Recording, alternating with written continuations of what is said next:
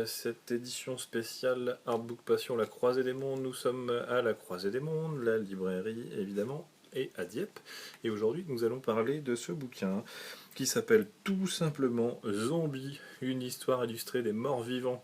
C'est chez Uebeck que ça se passe, 176 pages. C'est un certain Jovanka Vukovic qui nous a commis ce bouquin, et la préface, comme un adoubement, je pense, pour lui, est de Georges Romero, à qui nous devons évidemment La Nuit des Morts Vivants.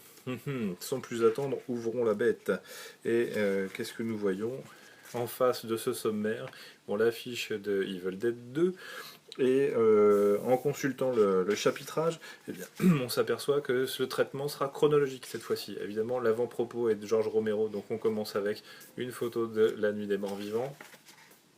Thème qui sera évidemment central dans le traitement du bouquin, mais très vite, c'est vraiment l'origine des zombies dans l'histoire, mais dans l'histoire au sens large, c'est-à-dire qu'on va aller dans les îles pratiquant à l'époque les sorts de zombification, on va aller trouver un petit peu les rituels, comment tout ça a été pratiqué, comment on pouvait finalement devenir zombie sans le vouloir. Hein. Donc tout ça se passe, vous le savez, en Haïti, un endroit que notamment Dario Argento a beaucoup fréquenté quand il voulait s'isoler et écrire ses films.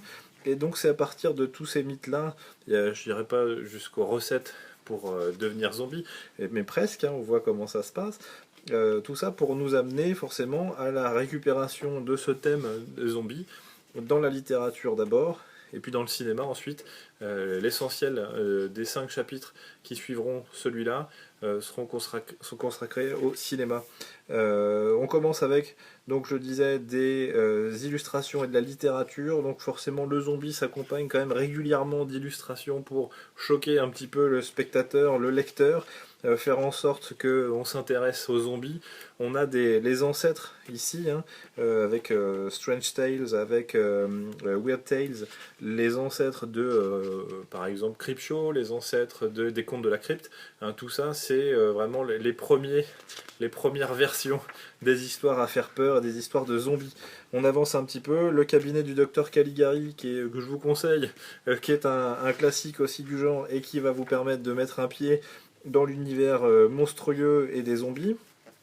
Et puis on avance un petit peu dans le temps, et bien on s'aperçoit que les films de zombies, même si c'est à la mode en 2013, eh bien les premiers datent des années 40.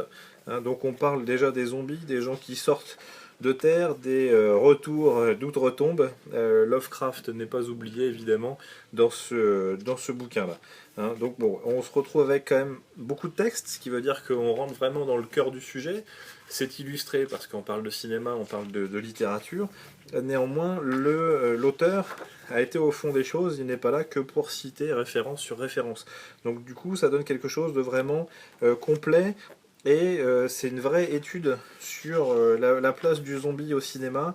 Ça ne parle pas que de films américains, on a des films d'Amérique du Sud, les films mexicains par exemple, on a des films français évidemment, et on s'aperçoit que le cinéma français savait faire des films qui font peur.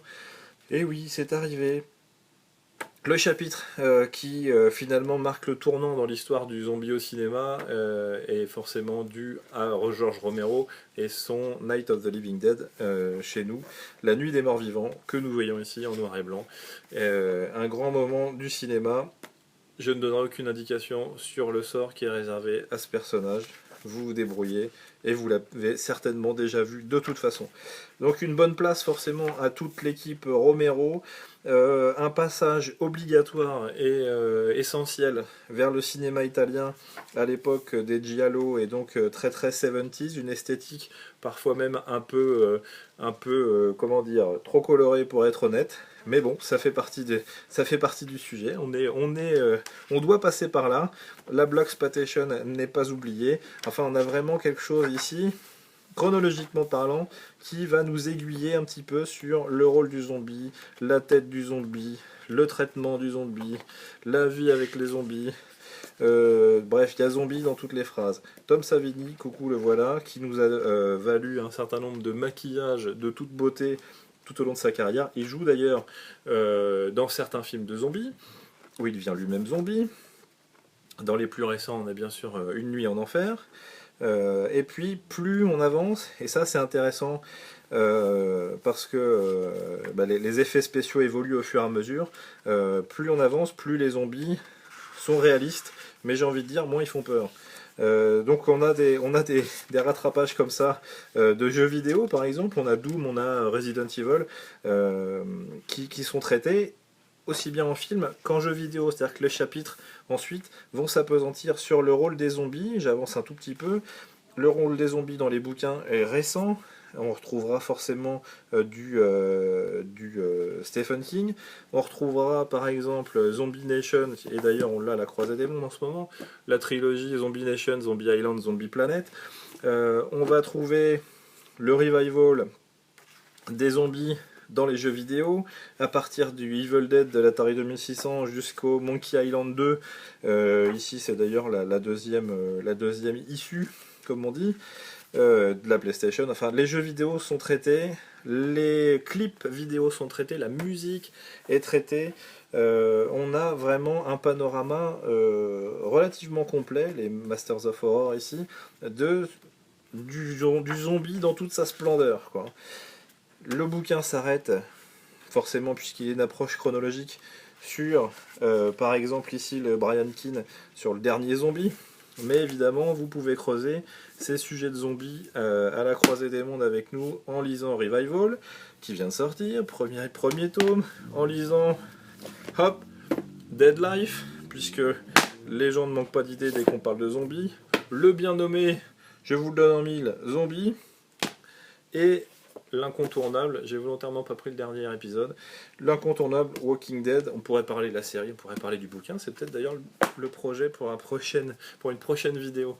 En tout cas, le zombie de Jean-Wonka Vukovic, préface de Georges Romero, 176 pages, 24,90 €. Non mais attends, c'est quand mon anniversaire ?